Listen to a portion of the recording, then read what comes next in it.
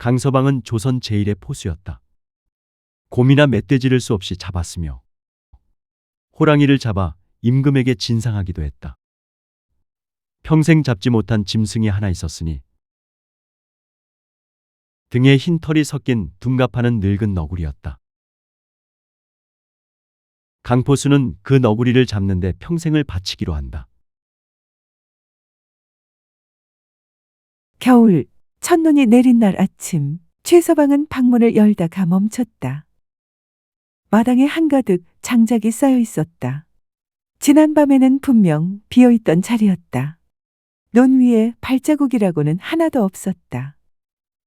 최서방은 하늘을 한번 올려다보고 장작을 안으로 들이기 시작했다. 한 알음, 두 알음 들이면서 세어보니 꼭 한겨울을 날 만큼의 양이었다. 모자라지도 남지도 않을 만큼 딱 올해도 왔구나. 혼잣말이 입김과 함께 하얗게 피어올랐다. 그것을 본 사람이 있었다. 주막 맞은편 언덕, 포수 강서방이 그 자리에 서 있었다. 해가 뜨기도 전부터 나와 있었다. 그는 팔짱을 낀 채 최서방이 장작 나르는 것을 바라보다가 천천히 눈을 가늘게 좁혔다. 작년에도 그랬다. 재작년에도. 매년 첫눈이 내리는 날 아침이면 최서방네 마당에 장작이 쌓였다. 고을 사람들은 산신령 덕이라며 웃고 넘겼지만 강서방은 그 말을 믿지 않았다. 산신령은 장작을 패지 않는다. 장작은 도끼를 가진 짐승이 패는 것이다. 그리고 그 짐승이 무엇인지 강서방은 짐작하고 있었다. 강서방은 조선 제1의 포수라 불렸다. 그는 수없이 곰이나 멧돼지를 잡았으며 호랑이를 잡아 임금에게 진상한 적도 있었다. 그러나 그의 포수 일생에 유일하게 잡지 못한 짐승이 하나 있었으니 등에 흰 털이 섞인 늙은 너구리였다. 처음에 그 너구리를 본 것은 20년 전이었다.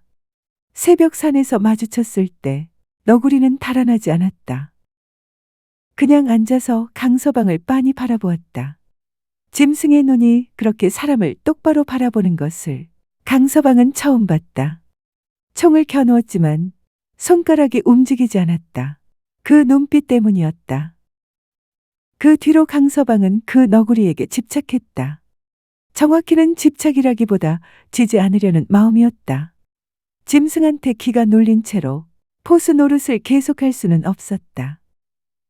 그런데 2년 전 가을 그 너구리가 덫에 걸렸다가 빠져나갔고 피 냄새를 따라 산에서 내려왔는데 최서방의 주막 앞에서 흔적이 사라졌다.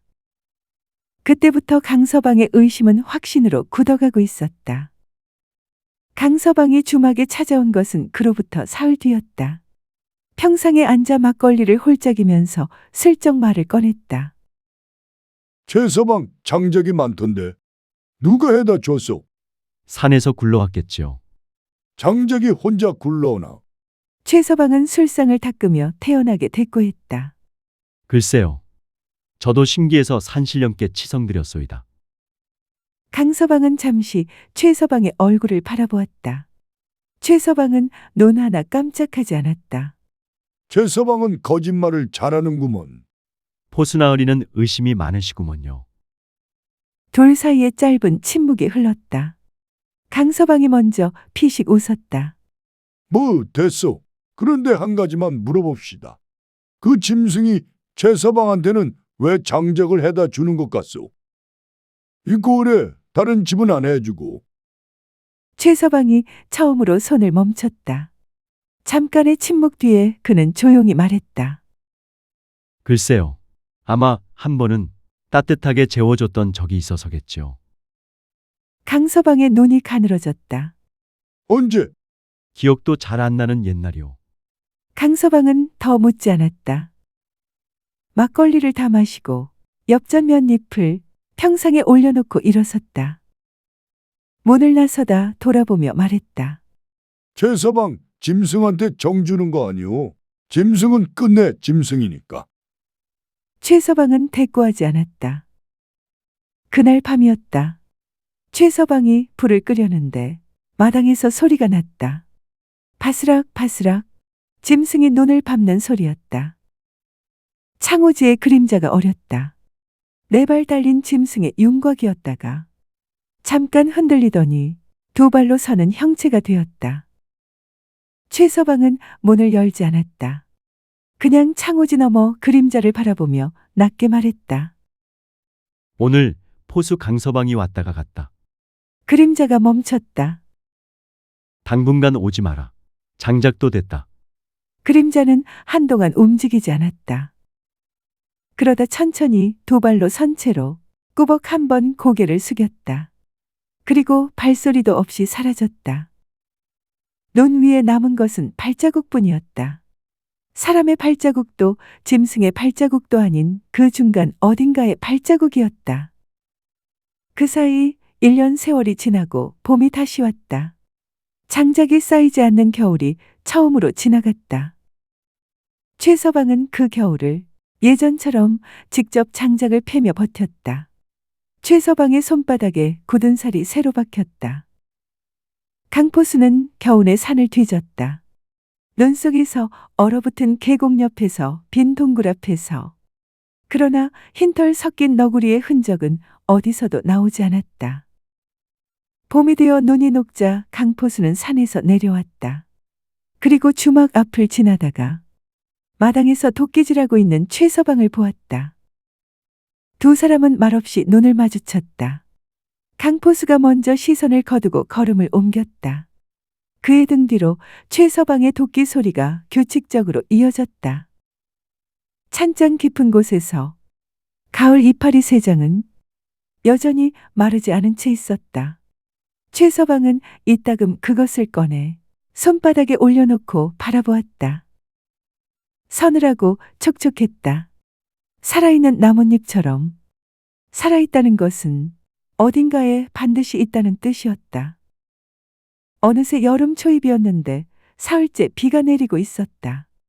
주막은 한산했고 최서방은 비가 새는 처마 끝을 고치고 있었다. 그때였다. 문 앞에 낯선 기척이 났다. 높아였다. 허리가 거의 반으로 꺾인 채 젖은 삿갓을 벗으며 말했다. 잠깐 비 좀 피하게 해주시오. 최서방은 말없이 자리를 내주었다. 한참을 기침하더니 노파가 마루에 주저앉았다. 손이 떨렸다. 숨이 가늘었다. 최서방이 쌀죽을 내왔다.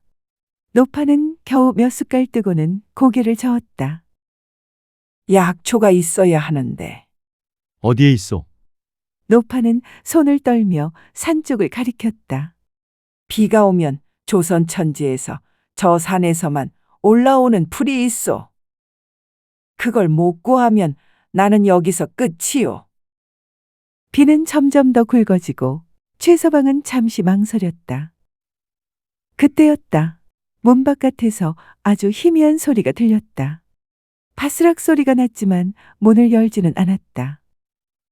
바스락 소리의 주인공이 누군지 알고 있었기 때문이다.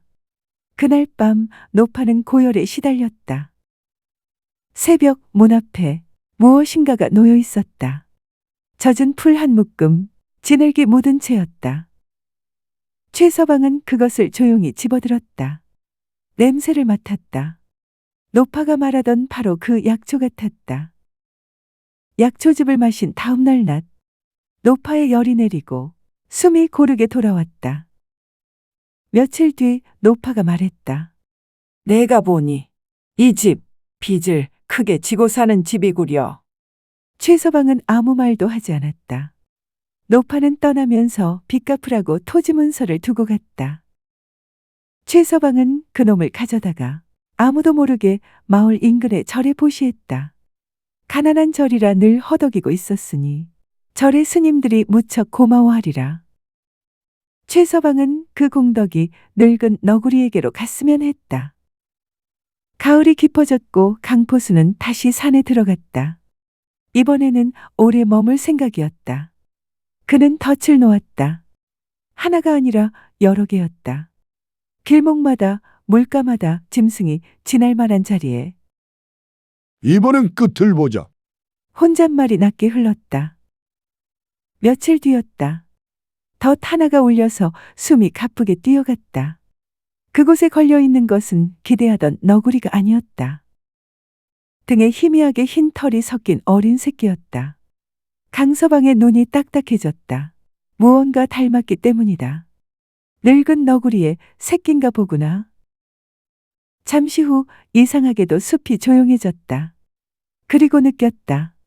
자신을 보고 있는 시선. 고개를 들자 찾고 있던 늙은 너구리였다. 저쪽 바위 위에 있었다. 늙은 너구리는 도망치지 않았다.